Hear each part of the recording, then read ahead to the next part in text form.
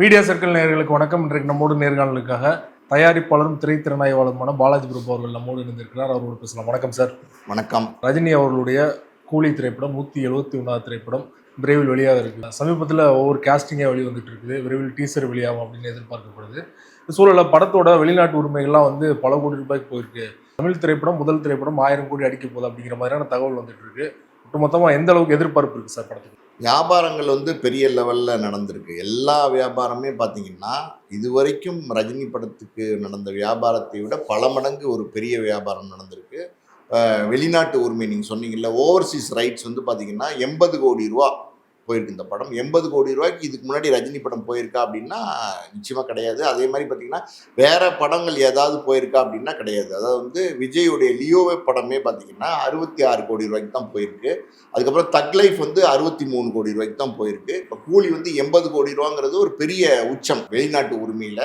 Satellite உரிமையை பொறுத்த வரைக்கும் சன் பிக்சர்ஸே அவங்களே ஹோல்ட் பண்ணிக்கிட்டாங்க. காரணம் என்னென்னா இது ஒன் டைம் கலெக்ஷன் மட்டும் கிடையாது. இது லைஃப் டைமாக பார்த்தீங்கன்னா கூலி ஒவ்வொரு தடவை போடும்போதும் பெரிய கலெக்ஷன் வரும். அதாவது விளம்பரத்தின் மூலமாகவே பெரிய பணம் வரும். அதனால இந்த சேட்டலைட் உரிமை யாருக்குமே சன் பிக்சர்ஸ் கொடுக்க விரும்பலை. இது இல்லாமல் பார்த்தீங்கன்னா கூலியினுடைய எல்லா பிஸ்னஸுமே பெரிய லெவலில் போயிருக்கு. தமிழ்நாடு தியேட்டருக்களே பார்த்தீங்கன்னா கிட்டத்தட்ட 70 கோடி ரூபாய்க்கு மேலே இன்னும் டிமாண்ட் கேட்டுக்கிட்டு இருக்காங்க. கர்நாடகாவை பொறுத்த வரைக்கும் பார்த்தீங்கன்னா 38 கோடி ரூபாய்க்கு போயிருக்கு. ஆந்திராவை பொறுத்த வரைக்கும் பார்த்தீங்கன்னா 50 கோடி ரூபாய்க்கு போயிருக்கு. ஸோ எல்லா வியாபாரமே, கேரளா 40 கோடி ரூபாய்க்கு போயிருக்கு. எல்லா வியாபாரமே ஒரு பிரம்மாண்டமான வியாபாரம் பண்ணியிருக்கிறாங்க. ஸோ இது வரைக்கும் ரஜினி படத்தினுடைய மேக்சிமம் வியாபாரம்னு ஒன்று இருக்கும் இல்லையா, அதை பல மடங்கு இந்த வியாபாரம் தாண்டிருக்கு. காரணம் என்ன அப்படின்னா, ரஜினி, லோகேஷ் கனகராஜ், அனிருத் இந்த காம்பினேஷன் பெரிய எக்ஸ்பெக்டேஷன். இது இல்லாமல் பார்த்தீங்கன்னா சன் பிக்சர்ஸ்னுடைய ப்ரொடக்ஷன் போது நிச்சயமாக படம் தரமாக இருக்கும் அப்படின்னு ஒரு எதிர்பார்ப்பு இருக்குது. ஸோ இந்த இடத்துல பார்த்தீங்கன்னா இப்போ உங்களுக்கு ஒரு போஸ்டர் ஒன்று விட்டுருக்காங்க, அமீர் கானோட போஸ்டர். அந்த போஸ்டர்லாம் பார்த்தா வேற மாதிரி இருக்கு. அமீர் கான் கேமியோ தான் சொல்றாங்க. கேமியோவே பார்த்தீங்கன்னா 15 நாள் நடிச்சு கொடுத்துருக்காரு.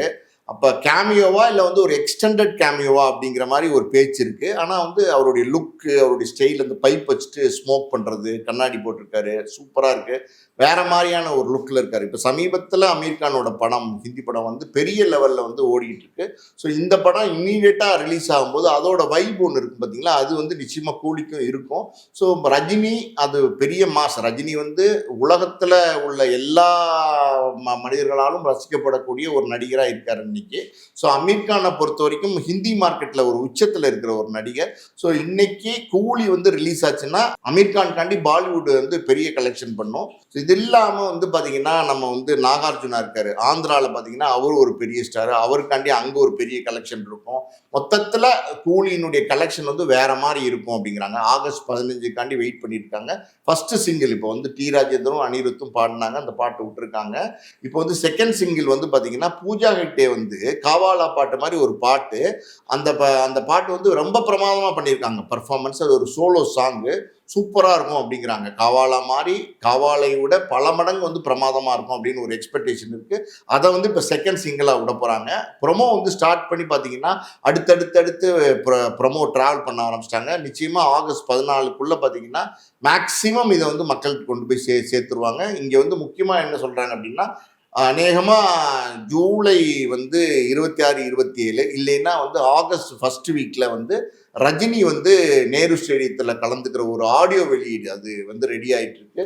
ஸோ அந்த ஆடியோ வெளியீட்டில் ரஜினி ஏதாவது சர்ச்சையாக பேசுவாரா, ஏதாவது விஷயம் குட்டி கதை சொல்லுவாரா அப்படிங்கிறதுக்கே ஒரு எதிர்பார்ப்பு இருக்கு. மொத்தத்தில் பார்த்தீங்கன்னா இந்த படத்தினுடைய ப்ரமோஷனே பார்த்தீங்கன்னா பெரிய ஹைப்பில் இருக்கு. பெரிய வெற்றி படமாக அமைகிறதுக்கான நிறைய வாய்ப்புகள். படத்தோட ப்ரொடக்ஷன் காஸ்ட்டே பார்த்தீங்கன்னா கிட்டத்தட்ட 100 கோடி இருக்கும். அதையும் தாண்டி ரஜினிகளுடைய சம்பளம், நாகார்ஜுனா சம்பளம் எல்லாமே இண்டஸ்ட்ரியில் அந்தந்த இண்டஸ்ட்ரியில் அதிகமான சம்பளங்கள் வாங்கக்கூடிய இல்லையா. ஸோ ஓவராலாக பார்த்தீங்கன்னா டேபிள் ப்ராஃபிட் வந்துருச்சா படத்தில், படம் ரிலீஸுக்கு முன்னாடி? அதாவது வியாபாரத்தில் மிகப்பெரிய உச்சத்தை இந்த படம் கூலி தொட்டுருச்சு. இதுக்கு முன்னாடி பார்த்தீங்கன்னா சன் பிக்சர்ஸ் அப்புறம் ரஜினியெல்லாம் சேர்ந்து எந்திரன்லாம் எடுத்திருக்காங்க. ஸோ அந்த வியாபாரத்தை விட பல மடங்கு இந்த பெரிய வியாபாரத்தை கொடுத்துருக்கு. இது நிச்சயமாக மிகப்பெரிய டேபிள் ப்ராஃபிட். சன் டிவியை பொறுத்த வரைக்கும் மிகப்பெரிய டேபிள் ப்ராஃபிட்டு. அதுவும் இல்லாமல் இப்போ ரஜினியை வச்சு சன் பிக்சர்ஸ் எடுக்கிற எல்லா படமே பார்த்தீங்கன்னா பெரிய வெற்றி படங்களாக அமையுது. இதுக்கு முன்னாடி ஜெயிலர் அது ஒரு மாஸ் ஹிட் ஆச்சு, கலெக்ஷன் ஒரு பெரிய பெஞ்ச் மார்க்காக பேசப்பட்டது. இப்போ கூலி அதை உடைக்கும், அந்த ரெக்கார்டை உடைச்சு அதை விட ஒரு பெரிய உச்சத்தை அடையும்னு ஒரு எதிர்பார்ப்பு இருக்குது. இங்கேயும் பார்த்தீங்கன்னா பெரிய வியாபாரம் சன் பிக்சர்ஸ் பண்ணியிருக்காங்க. அடுத்து பார்த்தீங்கன்னா பார்த்தீங்கன்னா இமீடியட்டாக ஜெயிலர் 2 ஷூட்டிங்கும் நடந்துகிட்டு இருக்கு. ஸோ அதுக்கும் பார்த்தீங்கன்னா ஒரு பெரிய எக்ஸ்பெக்டேஷன் இருக்கு. மொத்தத்தில் பார்த்தீங்கன்னா சன் பிக்சர்ஸ் ரஜினி அந்த காம்பினேஷன் இருக்கு பார்த்தீங்களா, ரஜினிக்கே ரொம்ப பிடிச்சிருக்கு சன் பிக்சர்ஸோட ஒர்க் பண்ணுறது. காரணம் என்னன்னா எந்த பிரச்சனையுமே இல்லை. அதாவது வந்து படத்தையும் குவாலிட்டியாக எடுக்கிறாங்க, ரஜினி என்ன நினைக்கிறாரோ அதை வந்து அவங்க சன் பிக்சர்ஸ் வந்து செஞ்சு கொடுக்குறாங்க. ரஜினி சம்பளத்திலேருந்து ரஜினி எக்ஸ்பெக்டேஷன் என்னவோ அத்தனையுமே பூர்த்தி செஞ்சு கொடுக்கறதுனால ரஜினி இன்னைக்கு நல்ல ப்ரொடக்ஷன் ஹவுஸ் சன் பிக்சர்ஸ் அப்படிங்கிற மாதிரி பார்க்குறாரு. அதையும் தாண்டி படம் வெற்றி அடைஞ்சுன்னா கார் வேற வாங்கி கொடுத்துட்றாங்க. ஆமாம், கார் வேற வாங்கி கொடுத்துறாங்க. ரஜினிக்கே வந்து ஜெயிலரில் பெரிய கார் வாங்கி கொடுத்தாங்க. இப்போ அடுத்து இந்த படத்துலையும் கார் இருக்கும். எத்தனை கார் தான் கொடுக்குறதுன்னு தெரியல. தமிழ் சினிமா பொறுத்த வரைக்கும் 1000 கோடி அப்படிங்கிறது ஒரு கனவாகவே இருக்குது. ஒரு பெரிய ஹீரோ படம் வந்தாலே இந்த படம் 1000 கோடி அடிக்குமா அப்படிங்கிற ஒரு எதிர்பார்ப்பு எல்லா ஹீரோ மேலே இருக்குது இல்லையா? இப்போ ரஜினி அவர்கள் மேலே வந்திருக்குது கூலி திரைப்படத்தின் மூலமா. அந்த கனவை எட்டின்னு நினைக்கிறீங்களா? இல்லை, நீங்கள் ஒரு விஷயம் நம்ம கிளியராக இருக்கணும். அது என்ன அப்படின்னா, நம்ம வந்து 1000 கோடி, ஏதாவது தமிழ் சினிமாவை பொறுத்த வரைக்கும் 1000 கோடிக்கு நம்ம ஆசைப்படுறோம். ஆனால் 1000 கோடிக்கு ஆன கண்டென்ட்டோட அதுக்கான குவாலிட்டியோட அந்த 1000 கோடி அடையிறதுக்கான படத்தை நம்ம கொடுக்குறோமா அப்படின்னா நம்ம கொடுக்க தவறிக்கிட்டு வரோம். அதுதான் உண்மை. பல நேரங்களில் பார்த்தீங்கன்னா ஒவ்வொரு படமும் வரும்போது இந்த படம் 1000 கோடி அடிச்சிருமா, அந்த படம் 1000 கோடி அடிச்சிருமா, இது 1000 கோடி தாண்டிடுமா அப்படிங்கிறதெல்லாம் பேசிக்கிட்டே இருக்காங்க. ஆனால் பார்த்தீங்கன்னா எதுவுமே 1000 கோடி தொடர்றதுக்கான சூழ்நிலையில் இல்லை. இதுக்கு முன்னாடி பார்த்தீங்கன்னா லியோ, ஜெயிலரு, இன்னும் சில படங்கள்லாம் பார்த்தீங்கன்னா பெரிய கலெக்ஷன் பண்ணியிருக்கு. பட் இருந்தாலும் 1000 கோடிங்கிறது வந்து இது வரைக்கும் நம்ம தமிழ் சினிமாவை பொறுத்த வரைக்கும் கனவாகவே இருந்துட்டு இருக்கு. ஒன்றும் இல்லை சார், இப்போ வந்து புஷ்பா 2வே எடுத்துக்கங்களேன். அந்த ஒரு எப்படி சொல்றது, ஒரு மாஸ் அட்ராக்ஷன் அந்த படத்தில் இருந்துச்சு. அதே நேரத்தில் பார்த்தீங்கன்னா ஃபுல்லாக பார்த்தீங்கன்னா கமர்ஷியல் எலிமெண்ட்ஸ், பாட்டு, டான்ஸு எல்லாத்தையும் கொண்டு வந்து ஒரு ஆடியன்ஸை வந்து முழுக்க முழுக்க அந்த படத்தை ரசிக்கிற அளவுக்கு பண்ணாங்க. அதுதான் அந்த படத்தினுடைய வெற்றி. இது இல்லாமல் பார்த்தீங்கன்னா ஒரு பாம்பே அந்த மாதிரியான இடங்கள்ல நார்த் இந்தியாவில் பார்த்தீங்கன்னா அங்கே வந்து இது பெரிய கலெக்ஷன் பண்ணணும். அப்போ தான் வந்து நம்ம நினைக்கிற இலக்கை வந்து நம்ம அடைய முடியும். ஸோ நம்ம வந்து பார்த்தீங்கன்னா கேரளா, கர்நாடகா, ஆந்திரா இங்கெல்லாம் நம்ம படங்கள், தமிழ் படங்கள் வந்து நல்லா போகுது. இப்போ நார்த் இந்தியா அப்படின்னும் போது அங்கே நமக்கு ஒரு சில படங்கள் மட்டும்தான் அந்த கலெக்ஷனை நம்ம நினைக்கிற கலெக்ஷன் அடையுது. ஸோ இந்த படத்தை பொறுத்த வரைக்கும் அமீர் கான் இருக்கிறதுனால அமீர் கான்காண்டி ஒரு ஆடியன்ஸ் வந்து படத்துக்கு வருவாங்க. இது இல்லாமல் ரஜினி வந்து நான் ஏற்கனவே சொன்ன மாதிரி வந்து பாம்பேலேருந்து எல்லா இடத்துலையும் நார்த் இந்தியாலையும் பெரிய லெவலில் அறியப்பட்ட ஒரு நடிகர். ஸோ இந்த காம்பினேஷன் இருக்குது பார்த்தீங்களா, உண்மையாக மெயினாக இந்த படத்தை பொறுத்த வரைக்கும் இந்த காம்பினேஷன் ரஜினி, லோகேஷ், அனிருத் இந்த காம்பினேஷன் வந்து பெரிய சக்ஸஸ் ஆகும். அதுவும் இல்லாமல் பார்த்தீங்கன்னா லோகேஷை பொறுத்த வரைக்கும் அந்த பெரிய பெரிய ஸ்டார்ஸ் வச்சு பெரிய பெரிய வெற்றி படங்கள் கொடுத்துட்டு இருக்காரு. இதுக்கு முன்னாடி பார்த்தீங்கன்னா நம்ம விஜயை வச்சு வந்து மாஸ்டர் கொடுத்தாரு, அப்புறம் கமலஹாசனை வச்சு வந்து விக்ரம் கொடுத்தாரு. இதெல்லாம் பார்த்தீங்கன்னா ஒரு கலெக்ஷன்ல ஒரு பெரிய கலெக்ஷன், நல்ல எப்படி சொல்றது கமர்ஷியல் ஹிட். அந்த படங்கள்லாம் கலெக்ஷனும் நல்ல கலெக்ஷன். ஸோ இந்த இடத்துல வந்து லோகேஷ் முதல் தடவையா வந்து ரஜினியோட சேர்ந்திருக்காரு. ரஜினி தான் இன்னைக்கு வந்து நம்ம தமிழ் இண்டஸ்ட்ரியின் உச்ச நடிகர், அதாவது மேக்சிமம் சூப்பர் ஸ்டார் வந்து ரஜினி தான். ஸோ அவரோட லோகேஷ் சேர்ந்திருக்கிறதுனால இங்க அனிருத் இருக்கிறதுனால ஏதோ ஒரு மாசான ஒரு விஷயம், அதாவது வந்து ஒரு எப்படி சொல்றது ஆடியன்ஸ்க்கு வந்து பெரிய ட்ரீட் நிச்சயம் இருக்கும். நிச்சயமா அதுல வந்து எந்த ஏமாற்றமும் இருக்காது. அதை லோகேஷ் வந்து நிச்சயமா வந்து சக்சஸ் பண்ணி காட்டுவாரு. ஸோ இதெல்லாம் ஆல் டுகெதர் இருக்கிறதுனால இந்த படம் அதை அந்த நம்ம நினைக்கிற இலக்கை அடையிறதுக்கான வாய்ப்புகள் இருக்கு. பட் இருந்தாலும் பாத்தீங்கன்னா 1000 கோடிங்கிறது வந்து பொறுத்தது தான் பார்க்கணும். இப்போ ரஜினி படமாகட்டும், கமல் படமாகட்டும், விஜய், அஜித் படமாகட்டும், எந்த படம் வந்தாலும் அந்த படத்தோட ட்ரெய்லரில் தொடங்கி ஃபர்ஸ்ட் சிங்கிளில் தொடங்கி டீசர் வரைக்கும் பார்த்தீங்கன்னா கம்பாரிசன் வரும். ஏன் டிக்கெட் புக்கிங் கூட இதை வந்து அவர் பீட் பண்ணிட்டாரு, அவர் வந்து இவர் பீட் பண்ணிட்டாரு அப்படின்னு சொல்லிட்டு நீங்கள் சொல்கிற மாதிரி வந்து சமீப காலமாக விஜயா ரஜினியா அப்படிங்கிற போட்டி தொடர்ச்சியாக வந்துகிட்டு இருக்கு இல்லையா? ஸோ இதில் வந்து ஓவர்சீஸ் வியாபாரத்தில் விஜயை வந்து பீட் பண்ணிட்டாரா, அப்போ விஜயை மிஞ்சிய ரஜினி அப்படிங்கிற மாதிரியான தமிழில் நிறைய பேர் போட ஆரம்பிச்சிருவாங்க இல்லையா? இப்பவே நீங்க கேட்கறது என்னன்னா விஜய் வந்து ரஜினி முந்திட்டாரா அப்படின்னு கேட்குறீங்க.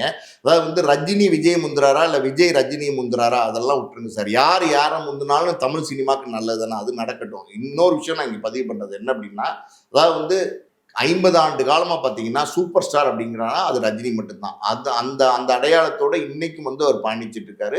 அவரோட வயசை நம்ம கருத்தில் கொள்ளணும். இப்போ விஜய் எல்லாம் பார்த்தீங்கன்னா 50+, இப்போ ரஜினி எல்லாம் பார்த்தீங்கன்னா 70+. 70+லேயும் ஒரு மாஸ் அட்ராக்ஷன் உள்ள ஒரு நடிகராக இன்னைக்கு இருக்க முடியுது அப்படின்னா அது ரஜினியால் மட்டும்தான் முடியும். வேற ஏதாவது ஒரு ஹீரோ வந்து நம்ம தமிழ் சினிமாவில் மட்டும் இல்லை, இந்திய சினிமாவில் மட்டும் இல்லை, எங்கேயுமே பார்த்தீங்கன்னா இவ்வளோ கரிஷ்மாவோட இருக்கிற ஒரு நடிகரை நம்ம பார்க்கவே முடியாது. அப்படிப்பட்ட ஒரு நடிகர் ரஜினிகாந்த். ஸோ அது வந்து அது ஒரு ஒரு எப்படி சொல்றது, அது அவருக்கான கிரெடிட், அது யாராலையுமே தட்டி பறிக்க முடியாது. இன்னொரு பக்கம் நீங்க கேட்ட மாதிரி விஜய் வந்து அவர் வந்து ஒரு மாஸ் ஹீரோவா இருக்காரு, அவருடைய வியாபாரங்களும் பெரிய லெவல்ல இருந்துகிட்டு இருக்கு. இப்ப ஜனநாயகன் பாத்தீங்கன்னா ரிலீஸ் நேரத்துல பாத்தீங்கன்னா அதனுடைய வியாபாரங்களும் பெரிய லெவல்ல இருக்கும். ஸோ இதெல்லாம் நல்லது. பெரிய நடிகர்கள் நடிக்கிற படங்கள் பெரிய பெரிய வெற்றிகள் அடைஞ்சா, நீங்க சொன்ன மாதிரி 1000 கோடியெல்லாம் தொட்டுச்சு இல்லை அதையும் தாண்டிச்சு அப்படின்னா சினிமாவுக்கு நல்லது. தமிழ் சினிமாவுக்கு மட்டும் இல்லை, அதாவது வந்து சினிமா துறையில் இருக்கிற எல்லாருக்குமே இது நல்லது. சமீபத்தில் வந்து விக்ரம் படம் எப்படி கமலஹாசன் அவர்களுக்கு பிரேக் கொடுத்ததோ, சில ஆண்டுகளுக்கு முன்னாடி பார்த்தீங்கன்னா பாபநாசம் திரைப்படம் பெரிய அளவில் அவர் பிரேக் கொடுத்தது.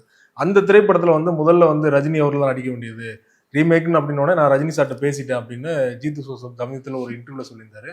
குறிப்பாக போலீஸ் அடிக்கிற மாதிரி வந்து ரஜினியை மக்கள் ஏற்றுப்பாங்களா அப்படிங்கிற ஒரு தாட் வந்தனால தான் நான் கமலஹாசன்ட்ட நான் போனேன் அப்படின்னு சொல்லியிருக்காருன்னா, அதர் இண்டஸ்ட்ரியில் இருக்கவங்க வந்து ரஜினிகாந்த் அவர்களை இப்படி தான் பார்க்குறாங்களா? இப்படி ஒரு போர்ட்ரே ஆயிடுச்சா?